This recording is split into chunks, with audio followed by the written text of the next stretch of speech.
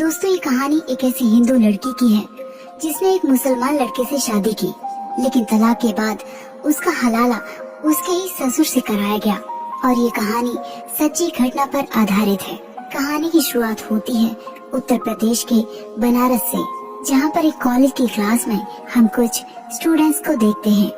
वो आपस में अपने टीचर के साथ प्रैंक करने की प्लानिंग करते हैं, और जब वो प्रैंक करते हैं उस वक्त क्लास की एक लड़की साक्षी वहाँ पर आ जाती है और वो प्रैंक साक्षी पर हो जाता है। अपनी इस हरकत के लिए बबलू शर्मिंदा था, इसलिए वो साक्षी से इस बात के लिए माफी भी मांगता है और साक्षी उसे आसानी से माफी कर देती है। साक्षी एक ब्राह्मण परिवार से बिलोंग करती है। उसके परिवार में उसकी माँ और पिता हैं और वो उनकी इकलौती बेटी है। और अगले सीन में हम देखते हैं कि बबलू के दोस्त उससे पूछते हैं कि तू क्या सोच रहा है। तो बबलू ने बताया कि मैं साक्षी के बारे में सोच रहा हूँ। वो लड़की सच में बहुत अच्छी है। और इस बात पर उसके दोस्त उसका मजाक उड़ाते हैं कि वो तो तुझे घास भी नहीं डालती। बबलू को ये बात बिल्कुल भी अच्छी नहीं लगी। उसने अपने दोस्तों से कहा कि यदि मैं चाहूँ तो एक हफ्ते में मैं साक्षी को अपनी गर्लफ्रेंड बना सकता हूँ। और उसने अपने दोस्तों के साथ ये शर्त लगाई कि यदि उसने एक हफ्ते के अंदर साक्षी को अपनी गर्लफ्रेंड नहीं बनाया तो वो उन सबको देहरादून की ट्रिप कराएगा। अगले दिन वो कॉलेज जाने के लिए रेडी हो गई। उसने बताया कि आज रोज डे है और सभी फ्रेंड्स मिलकर पार्टी कर रहे हैं। तब उसकी माँ उसे डांटने लगी कि इस तरह के कपड़े पहनकर बाहर मत जाओ और हमारा धर्म ये सब हमें नहीं सिखाता। ये रोज डे इस तरह की कोई भी चीज हमें अच्छी नहीं लगती। और साक्षी अपनी माँ की बात को इग्नोर करके वहाँ से चली जाती है। और फिर साक्षी अपने दोस्तों को भी अपनी घर की बात बताती है कि पता नहीं हमारे बुजुर्ग ये तकनीकी सोच लेकर क्यों रखते हैं, भला हमें आजादी से जीने क्यों नहीं देते। तब बबलू ने उससे कहा कि तुम्हारी माँ बिल्कुल ठीक कह रही है। अपने धर्म के प्रति हर किसी को कट्टर होना चाहिए। ये रोज डे, प्रपोज डे, ये सब अंग्रेजों के चोचले हैं। और जहाँ साक्षी को अपनी माँ की बात अच्छी नहीं लगी थी, जब उसे बबलू ने समझाया तो उसे ये बात समझ आ गई। और वहाँ से वो रात को पार्टी में चले जाते हैं। पार्टी में साक्षी अपने दोस्तों के साथ ड्रिंक भी कर लेती है। यहाँ उसके माँ और पिता खाने पर इंतजार कर रहे हैं। कुछ देर बाद नशे की हालत में साक्षी घर आई। उसके पैर लड़खड़ा रहे थे और साथ ही साथ जवान भी। उसकी माँ और पिता ने तुरंत ही उसे पहचान लिया कि इसने ड्रिंक की हुई है और उसके पिता का गुस्सा फूट पड़ा। वो उस पर चिल्लाने लगी कि हमारे संस्कारों का तू गलत फायदा उठा रही है और धमकी दी कि बेहतर होगा कि इसके बाद मुझे इस हालत में तुम कभी मत देखना। कुछ दिन यूं ही बीते और फिर हम देखते हैं कि साक्षी और बबलू की बहुत अच्छी दोस्ती हो चुकी है। और बबलू ने उससे कहा कि अब हमें अपने रिश्ते को मुकम्मल अंजाम तक पहुंचाना होगा। इस रिश्ते को नई पहचान देनी होगी। साक्षी ने उससे कहा कि इसके लिए तुम्हें हमारे घर जाना होगा, हमारे पापा से हमारा हाथ मांगने के लिए। लेकिन बबलू ने कहा कि इसके लिए तुम्हारे पापा मना कर देंगे। उसने कहा कि तुम खुद ही अपने पापा से बात करो और इसके लिए साक्षी मान गई। अगले दिन साक्षी ने देखा कि उसके पिता का मूड बहुत अच्छा है, इसलिए वो उनके पास गई और उसने हिचकिचाते हुए बता दिया कि वो कॉलेज में एक लड़की को पसंद करती है और वो उससे शादी करना चाहती है। लेकिन ये बात उसके पिता को हैरान कर देने वाली थी। वो उस पर चिल्लाने लगी कि तुम हमसे बिना पूछे इतना बड़ा फैसला कैसे ले सकती हो, और इस रिश्ते के लिए साफ साफ इनकार कर दिया। साक्षी गुस्से से वहाँ से चली गई। उसकी माँ उसके पिता को समझाने लगी कि इस लड़की के लक्षण आजकल बिल्कुल भी ठीक नहीं लग रहे। एक अच्छा सा लड़का देखो और इसकी शादी कर दो। लेकिन उसके पिता ने कहा कि मुझे सबसे पहले ये जानना है कि वो लड़का कौन है जिससे साक्षी शादी करना चाहती है। वहाँ बबलू ने डिसाइड किया कि हम दोनों कोर्ट मैरिज कर लेते हैं, क्योंकि तुम्हारे घर वाले तो शादी के लिए मानेंगे नहीं। और वो दोनों वहाँ से मैरिज ऑफिस गए। बबलू ने उसे बताया कि बस एक पेपर में साइन करने रह गया है और फिर हमें शादी की डेट मिल जाएगी। और फिर ऑफिस के अंदर से एक आदमी ने आवाज लगाई कि साक्षी मिश्रा और बबलू इकबाल शेख अंदर आ जाएं। और साक्षी ये सुनकर बहुत ज्यादा हैरान थी। उसे नहीं पता था कि बबलू एक मुस्लिम है। वो उस पर चिल्लाने लगी कि इतनी बड़ी बात तुम मुझसे कैसे छुपा सकते हो, तुमने मुझे क्यों नहीं बताया कि तुम एक मुसलमान हो। बबलू ने उससे कहा कि मुसलमान हो तो क्या हुआ, मेरा प्यार तुम्हारे लिए सच्चा है। लेकिन साक्षी उसकी एक बात भी सुनना नहीं चाहती थी और वो वहाँ से चली जाती है। इस तरह बबलू रोज साक्षी का कॉलेज में रास्ता रोकता, उसे समझाता कि एक पल में तुम्हारा प्यार मेरे लिए खत्म हो गया, ये जानने के बाद कि मैं एक मुसलमान हूँ। मतलब तुम मुझसे प्यार नहीं करती थी। उसने उसे समझाया कि मेरे घर में तुम्हें पूरी आजादी होगी, तुम्हें जिस तरह रहना है वैसा रहो, जो खाना है जहाँ जैसे बैठना है वैसे बैठो, और यहाँ तक कि जब हमारे बच्चे भी होंगे उनके नाम संस्कार जैसा तुम चाहोगी वैसा होगा। और तुम्हारा जो सपना है सुपर मॉडल बनने का, मैं ये सपना तुम्हारा पूरा करूँगा, मैं ये कसम खाता हूँ। साक्षी इस बारे में अपने दोस्त देव से बात करती है। देव ने उसे समझाया कि कहीं तुम्हें बाद में पछताना न पड़े, लेकिन साक्षी को ये लगा था कि उसका दोस्त देव उसका साथ देगा और उसे उसकी बात बिल्कुल भी अच्छी नहीं लगी। उसने कहा कि हर इंसान एक जैसा नहीं होता और मुझे बबलू पर पूरा भरोसा है, वो मेरा भरोसा कभी भी नहीं तोड़ेगा। इतना कहकर वो वहाँ से चली गई। शाम को साक्षी के पिता को एक कॉल आया। उसने बताया कि आपकी बेटी साक्षी कलेक्टर ऑफिस आई थी शादी की अर्जी देने के लिए, और जिस लड़के से वो शादी करने वाली है वो लड़का मुसलमान है। और ये बात सुनकर उसके पिता के पैरों तले जमीन न रही। वो घर जाते ही साक्षी पर चिल्लाने लगे। उससे कहा कि आज तुम कलेक्टर ऑफिस गई थी शादी की अर्जी देने, और तुमने हमारे बारे में एक बार भी न सोचा। तुम एक मुसलमान लड़के से शादी करने चली हो, हम ब्राह्मण हैं, किस किस को जवाब देंगे। लेकिन इस बात पर साक्षी बहस करने लगी कि मैं शादी करूंगी तो उसी से। उसके पिता ने कहा तो ठीक है, आज से हमारे घर के दरवाजे तेरे लिए हमेशा के लिए बंद। और साक्षी अपना घर छोड़कर वहाँ से चले गई। और अगले सीन में हम देखते हैं कि बबलू और साक्षी कोर्ट मैरिज कर लेते हैं। वहीं दूसरी तरफ उसकी माँ और पिता साक्षी का अंतिम संस्कार करके उसका पिंडदान करते हैं। उनके लिए साक्षी हमेशा के लिए मर चुकी है। शादी करके साक्षी जब बबलू के घर पहुंची तो उसके स्वागत के लिए घर की औरतें खड़ी हुई थी। बड़े ही अच्छे तरीके से उसका वेलकम किया गया। घर में बबलू का बड़ा भाई है और उसके अम्मी अब्बू और बबलू की दादी। साक्षी जब घर के अंदर गई तो उसे वहाँ का माहौल बिल्कुल अलग लगा। बबलू की अम्मी ने उसे उसका कमरा दिखाया। अगली सुबह उसने साक्षी से कहा कि शाम को जलसा है, तुम्हें एक नया नाम दिया जाएगा। और ये बात सुनकर साक्षी काफी हैरान थी। उसने सबके सामने कह दिया कि मुझे नया नाम नहीं चाहिए, मेरा जो नाम है यही रहेगा। इस पर बबलू का बड़ा भाई बोलने लगा कि देख कैसी बीवी लेकर आया है, एक दिन आए नहीं हुए और जबान लड़ा रही है। बबलू के पिता ने उसे चुप कराया और कहा कि बबलू ने इससे शादी करके बहुत अच्छा काम किया है। इस बारे में साक्षी ने बबलू से बात की कि वो अपना नाम नहीं बदलना चाहती। बबलू ने उससे वादा किया कि एक छोटी सी रस्म है और मैं वादा करता हूँ कि तुम्हें हमेशा हर कोई तुम्हारे नाम से ही बुलाएगा। और फिर शाम को जलसा रखा गया। साक्षी को लगा था कि ये कोई छोटी सी रस्म है, लेकिन यहाँ मुस्लिम रीति रिवाजों के तरीके से साक्षी और बबलू का निकाह कराया गया और वहाँ साक्षी का नाम साफिया रखा गया। और जब निकाह के लिए पूछा गया तब भी उसे साफिया शेख के नाम से ही बुलाया गया। अगली सुबह बबलू ने उसे कहा कि अब से तुम्हें नमाज पढ़नी होगी। साक्षी इस पर कहने लगी कि आपने तो हमें कुछ और ही कहा था कि हमें तुम्हारे घर में अपने धर्म को मानने की पूरी आजादी होगी।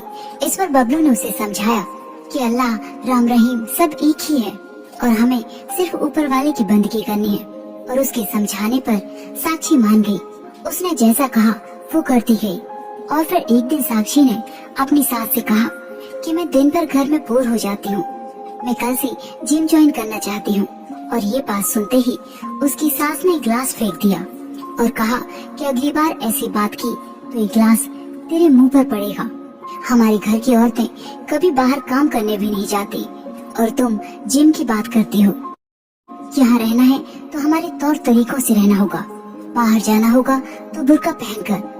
धीरे धीरे सबके रवैये बदल रहे थे। साक्षी एक वेजिटेरियन है और उसे किचन में जाने से बदबू आती है, लेकिन मजबूरन उसे ये सब भी करना पड़ रहा था। और फिर वो खाने की प्लेट लेकर बबलू के बड़े भाई को देने जाती है। जब उसने प्लेट को दूर रख दिया तो वो उससे कहने लगा कि तुम्हारे घर वालों ने तुम्हें तमीज नहीं सिखाई, जब बड़ों को खाना दिया जाता है तो उनके हाथ में दिया जाता है, और साक्षी प्लेट उसे पकड़ाने लगी। तब उसने साक्षी का हाथ पकड़ लिया और ये बात साक्षी को बिल्कुल भी अच्छी नहीं लगी। जावेद की 2 बार शादी हो चुकी है और उसकी दोनों बीवियां उसे छोड़कर जा चुकी हैं। इस बारे में साक्षी ने बबलू से बात की कि जब हम सुबह जावेद भाई को खाना देने गए तो उन्होंने हमारा हाथ पकड़ लिया। और ये बात सुनकर बबलू साक्षी को ही बोलने लग गया कि जावेद भाई कभी ऐसा कर ही नहीं सकते, तुम हमारे घर की बहू हो, वो ऐसा करना तो क्या कभी इस बारे में सोच भी नहीं सकते। तुम इस घर में आए 4 दिन भी नहीं हुए और हम दोनों भाइयों को लड़वाने लगी।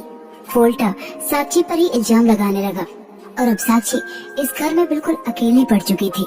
एक दिन तो बात इस हद तक बढ़ गई कि जब घर पर साक्षी और उसकी दादी सासी थी तो जावेद उसे अकेला पाकर उसके साथ जबरदस्ती करने की कोशिश करता है। साक्षी अपने आप को बचाकर वो अपनी दादी सास के पास चली जाती है और वो जावेद को अपने डंडे से मारती है। कुछ देर के बाद सभी घर वाले वहाँ पहुँच जाते हैं। साक्षी ने जब इस बारे में बबलू को बताया तो वो उसकी बात पर यकीन नहीं कर रहे थे। तब बबलू की दादी ने बताया कि साक्षी जो कह रही है वो सच कह रही है, लेकिन उसकी भी बातों पर किसी ने यकीन नहीं किया। और साक्षी ने जब और सफाई देने की कोशिश की तो बबलू ने सबके सामने उसे थप्पड़ मार दिया। इस पर साक्षी कहने लगी कि एक पर मैं शैतान पर भी भरोसा कर लूं, लेकिन तुम जैसे इंसानों पर कभी भरोसा नहीं करूंगी। बबलू ने कहा कि तूने मुझे गाली दी है और मैं तुझे इसी वक्त तलाक देता हूँ। और अब साक्षी के मुताबिक ये रिश्ता टूट चुका था। लेकिन पूरा माहौल शांत होने के बाद रात को बबलू के भाई जावेद ने खुद ही सब कुछ बता दिया कि मैंने ऐसा किया था। बबलू के पिता ने भी उसे समझाया कि जब तक कोई बच्चा नहीं हो जाता तब तक तुम्हें तलाक नहीं देना चाहिए था। और फिर उसकी माँ ने कहा कि कोई बात नहीं, मैं साफिया को जाकर समझाती हूँ। साक्षी ने अपनी सास से कहा कि अब मैं क्या करूँगी, ये रिश्ता तो टूट चुका है।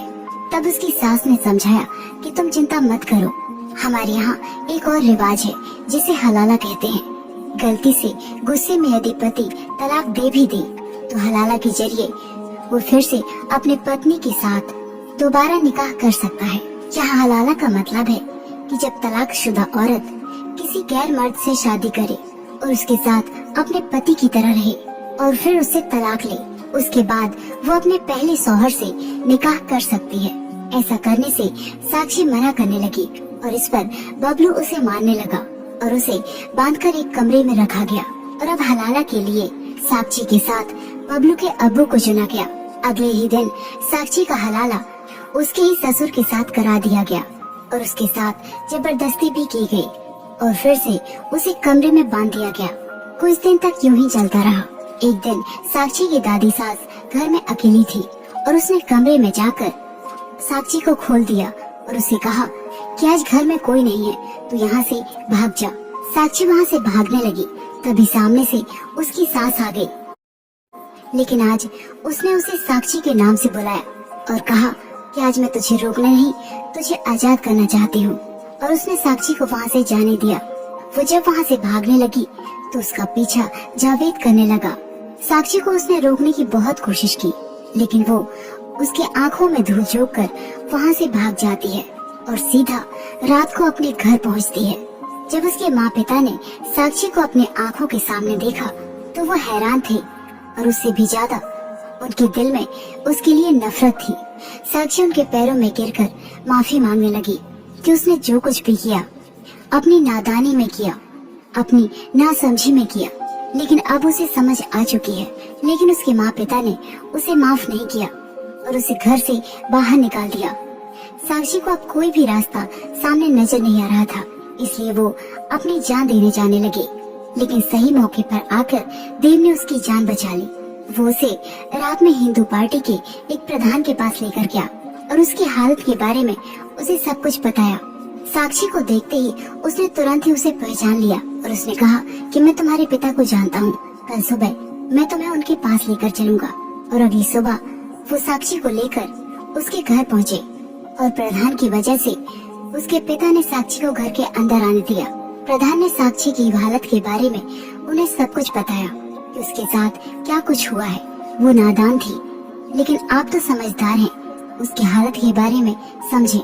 साक्षी ने भी अपने पिता के पैरों में गिरकर फिर से माफी मांगी और आखिरकार उसके माँ पिता ने उसे माफ कर दिया। अगले ही दिन साक्षी की शुद्धि की गई और उसने प्रधान की पार्टी को ज्वाइन किया, जिसमें लड़कियों को लव जिहाद के बारे में समझाया जाता है कि ऐसी लड़कों की बातों में बिल्कुल भी ना आए।